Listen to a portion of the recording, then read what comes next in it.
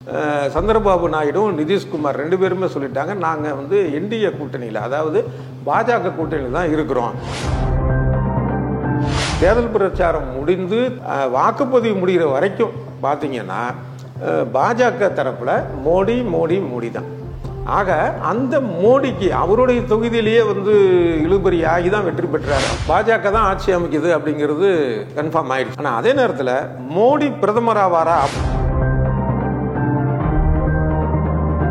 Press council முன் வந்து ஒரு குழு வச்சு இந்த தேர்தல் கணிப்புல என்னென்னலாம் முறைகேடு நடந்தது, இந்த ஊடகங்கள்லாம் எந்த அடிப்படையில் வந்து கருத்து கணிப்பை நடத்துச்சு, அதை எப்படி வெளியிட்டாங்க, இது சம்பந்தமான ஒரு ஆய்வு நடத்தணும். பாஜகவுக்கு கிடைத்தது வெற்றிகரமான தோல்வியில் தோல்விகரமான தோல்விதான். இந்த வீடியோவை உங்களுக்கு வழங்குபவர்கள் பேசஸ் pay, secure digital payments with multiple features and great success rate.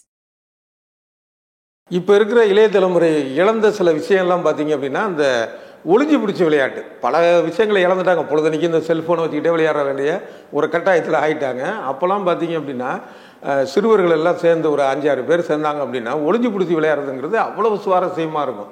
இந்த லீவு நாளெல்லாம் மேக்சிமம் அதான் விளையாட்டு. முக்கியமாக என்னென்னா தீபாவளிக்கு முதல் நாள் ராத்திரி இருக்குது பாருங்கள், அன்னைக்கு அந்த விளையாட்டு ரொம்ப களைக்கட்டும். ஒருத்தன் தேடுவான், மீதி ஒரு 4-5 பேர் ஒளிஞ்சிக்குவான். அது என்ன சுவாரஸ்யம்னா, ஒரு பக்கம் அண்ணன் அந்த முதல் நாள் நைட்டை மத்தாப்பு கொளுத்துருவேன், இது புஸ்வானம் கொளுத்துறவெல்லாம் இருப்பான், அந்த வெளிச்சம் இருக்கும். வீட்டுக்கு பின்னாடி தோட்டத்தில் அந்த இருட்டில் சந்துக்குள்ளே ஒளிஞ்சிக்கிறது, மரத்து மேலே ஏறிக்கிறது, புதரில் ஒளிஞ்சிக்கிறது, இப்படி வந்து அந்த 5-6 பேர் ஒளிஞ்சிக்குவான், ஒருத்தன் கண்டுபிடிப்பான். அதில் நம்ம ஒளிஞ்சிருக்கிறப்ப என்ன ஆகும்னா, அந்த கண்டுபிடிக்க வர்றான் பாருங்க, அவன் வந்து கரெக்டாக நம்மளை அப்படியே பார்த்துக்கிட்டே வருவான். ஐயோ மாட்டிட்டோன்ட்டு இருக்கும். திடீர்னு பார்த்தீங்க அப்படின்னா அவன் வேறு பக்கம் போயிடுவான். அதான் அவன் நம்மளை பார்த்துருக்க மாட்டான், நம்ம நினச்சிக்குவான். அது ஒரு பகீர். இதே தலைகளாக நடக்கிறதும் உண்டு. எங்கேயோ பார்த்துட்டு இருக்கான் அப்படின்னு நம்ம நினச்சிட்டு இருப்போம். பார்த்தா முடியாத வந்து பிடிச்சிருவான் நம்மளை. அப்போ பார்த்தா பகீர்னு இருக்கும். அந்த ஃபீலிங் இன்னும் மறக்க முடியல. அந்த மாதிரி இருக்குது இந்த நாடாளுமன்ற தேர்தலுடைய முடிவு. அதாவது பிஜேபி கூட்டணி ஜெயிச்சிருக்கு, ஆனால் அவங்க ஆட்சிக்கு வருவாங்களா, இல்லை அந்த கூட்டணி கட்சியிலேருந்து சில இது பிரிஞ்சு காங்கிரஸ் வந்து ஆட்சி அமைக்குமா, காங்கிரஸ் தலைமையிலான கூட்டணி, இந்த இது போயிட்டுருக்கு. இதை உசுப்பேத்துற மாதிரியான சில விஷயங்களும் நிறைய நடந்துக்கிட்டே இருக்குது. உதாரணமாக பார்த்தீங்கன்னா, இப்போ நம்ம அந்த பள்ளிக்கூட நாளெலாம் பார்த்தீங்கன்னு வச்சிங்களேன், 2 பேர் ஜோடி சேர்ந்து சுற்றுறான்னா அவனை பிரிக்கிறதுக்கு என்ன பண்ணுவானுங்க இன்னொரு பசங்க, ஏற்கனவே உன்னை என்ன அடி அடித்தான் அன்னைக்கு ஞாபகம் இருக்கு அவனுக்கு, நீ என்ன மானாங்கன்னே அடி வாங்கினில, ரத்தம் வந்துச்சுல உனக்கு, மறந்துட்டு சுற்றுற அப்படிமா. அந்த மாதிரி பார்த்தீங்கன்னா இப்போ பிஜேபி கூட்டணியில் இருக்கிற சந்திரபாபு நாயுடுக்கு தூண்டில் போடுறாங்க. என்னன்னா, ஏற்கனவே வந்து பிஜேபி என்ன படாத பாடுபட்டீங்க, அதெல்லாம் தெரியாதா உங்களுக்கு அப்படின்னா ஆம் ஆத்மியோடைய அமைச்சர் ஒருத்தர் வந்து ட்வீட் பண்ணுறாரு. இன்னும் சில கூட்டணி கட்சிக்காரங்க சொல்கிறாங்க. அதே மாதிரி இன்னொரு விஷயம் பார்த்தீங்க அப்படின்னா, பீகாரில் நிதிஷ்குமாரும் தேஜஸ்வியும் ஒரே ஃப்ளைட்டில் இன்றைக்கி காலைல டெல்லிக்கு போகிறாங்க, பாட்னாலேருந்து டெல்லிக்கு. உடனே அது ஒரு வதந்தி கிளம்பிருச்சு, ஆகா 2 பேரும் கூட்டணி சேர்ந்துட்டாங்க, நிதிஷ்குமார் வந்து பிஜேபி கூட்டணியிலேருந்து காங்கிரஸுக்கு வரப்போகிறாரு அப்படிங்கிற அளவுக்குலாம் ஆகி போச்சு. ஆனால் இப்போ ஃபைனலாக பார்த்தீங்கன்னா, இப்போ நான் உங்கள்கிட்ட பேசுகிறதுக்கு ஒரு 10 நிமிஷத்துக்கு முன்னாடி சந்திரபாபு நாயுடும் நிதிஷ்குமார் ரெண்டு பேருமே சொல்லிட்டாங்க, நாங்கள் வந்து என்டிஏ கூட்டணியில், அதாவது பாஜக கூட்டணியில் தான் இருக்கிறோம் அப்படின்னு சொல்லிட்டாங்க. அப்போ வந்து கிட்டத்தட்ட பிஜேபி தான் ஆட்சி அமைக்க போகுது, அதாவது பிஜேபி கூட்டணி ஆட்சி அமைக்க போகுது அப்படிங்கிறது இப்போதைக்கு உறுதியாக இருக்குது.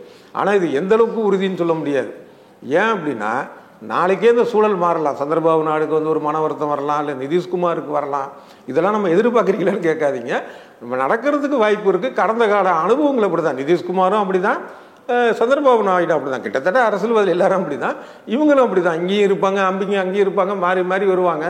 ஸோ இதில் இந்த பாஜக தலைமையிலான கூட்டணியில் இவங்க வந்து எந்த அளவுக்கு ஒற்றுமையாக இருப்பாங்க, எத்தனை காலத்துக்கு இருப்பாங்க அப்படிங்கிறத காலம்தான் சொல்லணும். நம்ம ஒன்று சொல்கிறதுக்கான ஒரு வாய்ப்பு இல்லை. இதுக்கு நடுவில் பார்த்தீங்க அப்படின்னா, நம்மூர் அம்மணி தமிழிசை சவுந்தரராஜன் அவர்கள் வந்து வழக்கம் போல் ஒரு பஞ்ச் டைலாக் அடிச்சிருக்கிறாங்க. அதாவது பிஜேபிக்கு அகில இந்திய அளவில் கிடைச்சிருக்கிறது வந்து ஒரு வெற்றிகரமான தோல்வி அப்படின்னு ஒரு இதை சொல்லியிருக்கிறாங்க.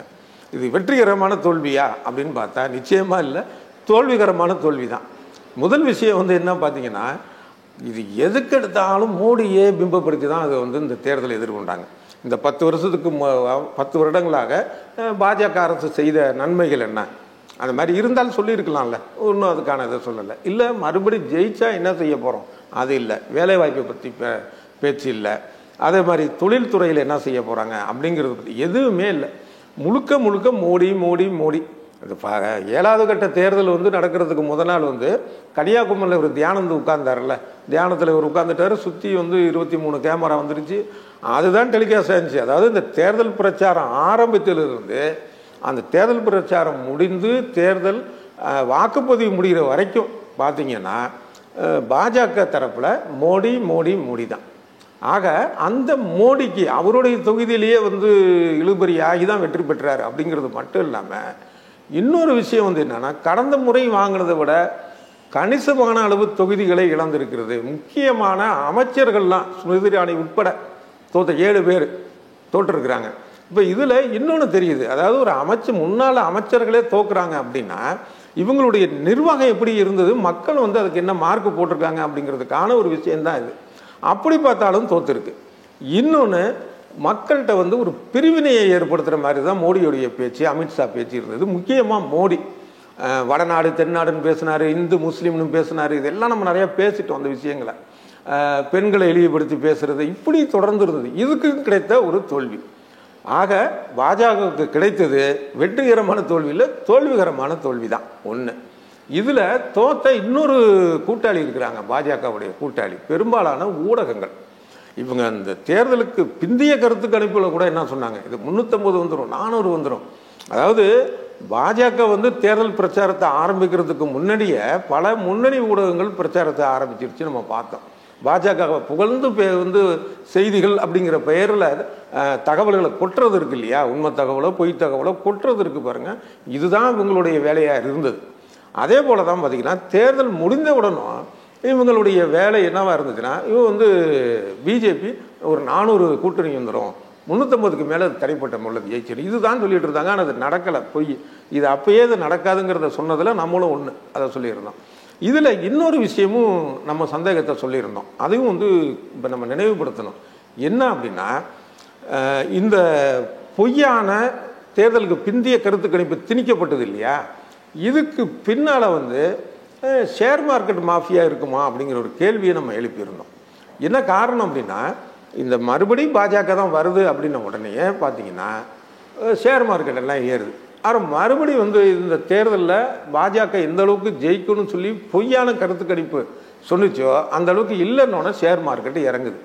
இது ஏற்கனவே சில தேர்தலையும் நடந்திருக்குது. என்ன சொல்கிறாங்க பொருளாதார நிபுணர்கள் அப்படின்னா, சில பெரிய பெரிய நிறுவனங்கள் இருக்குல்ல ஷேரில், அவங்க பண்ணக்கூடிய விஷயம் வந்து என்னன்னா, இந்த மாதிரி ஏதாவது ஒரு விஷயத்தை பண்ணி தங்களுடைய பங்கை வந்து உயர்த்தி அந்த நேரத்தில் வித்துற வேண்டியது. ஒரு மறுபடியும் டவுன் ஆகுது பாருங்க, அப்போ என்ன பண்ணு மறுபடியும் வாங்கிட வேண்டியது. அப்போ சும்மாவே வந்துடுது பல 100 கோடி ரூபா.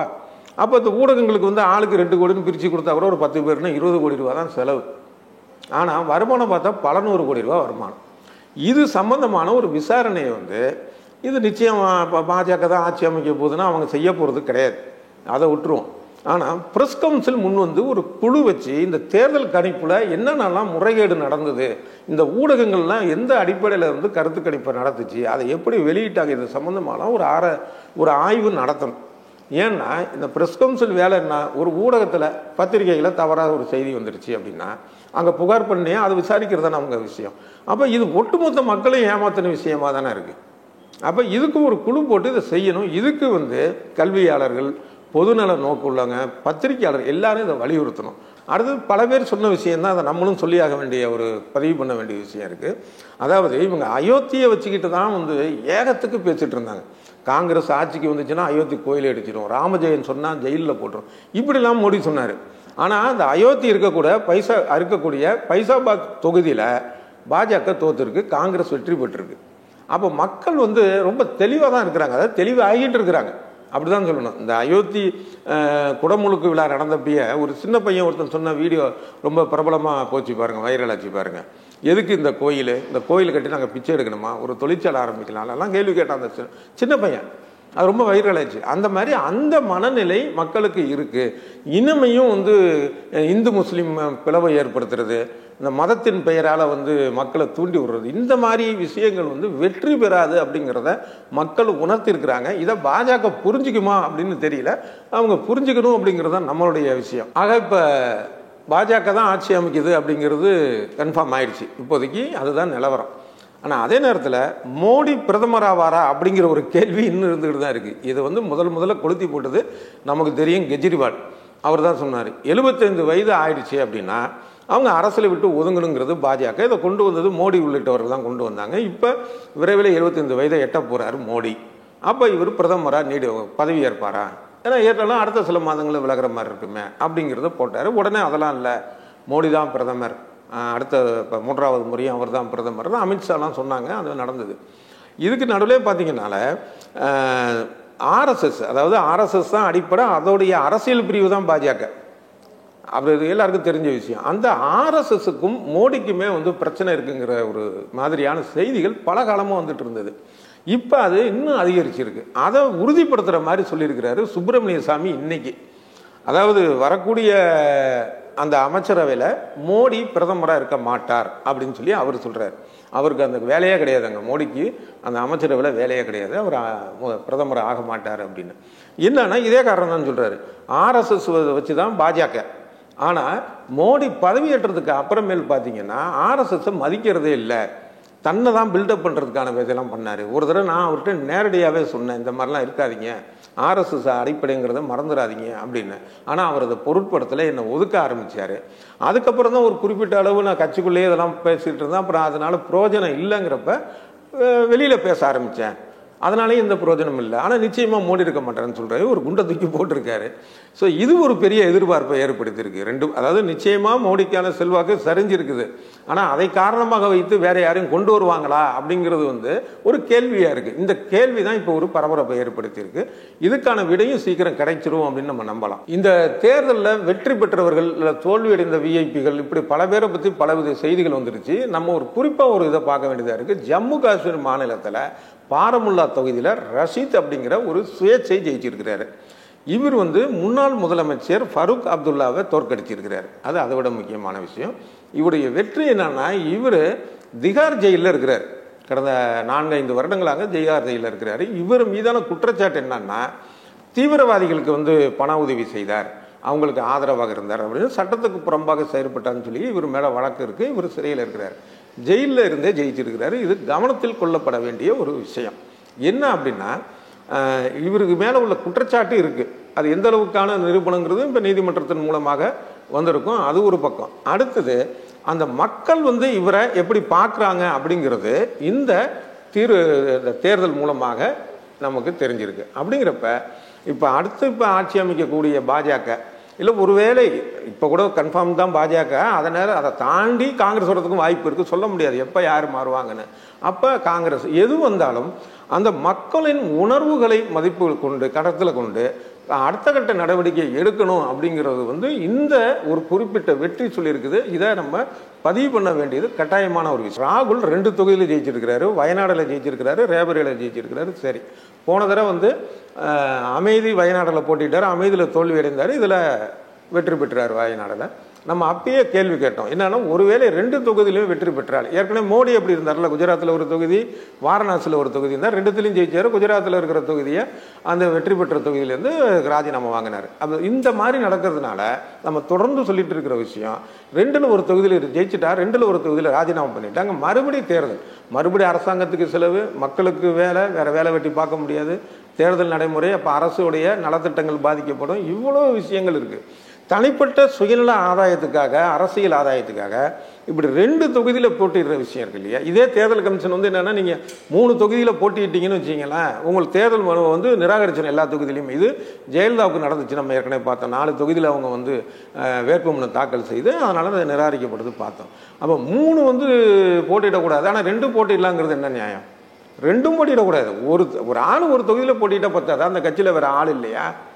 இது எந்த விதத்தில் வந்து இது வந்து ஜனநாயகத்துக்கு விரோதமான செயல். ராகுல் செய்தாலும் மோடி செய்தாலும் அடுத்தடுத்த தடையாவது வந்து இந்த மாதிரி நடக்காமல் இருக்கணும் அப்படிங்கிறத பார்ப்போம்.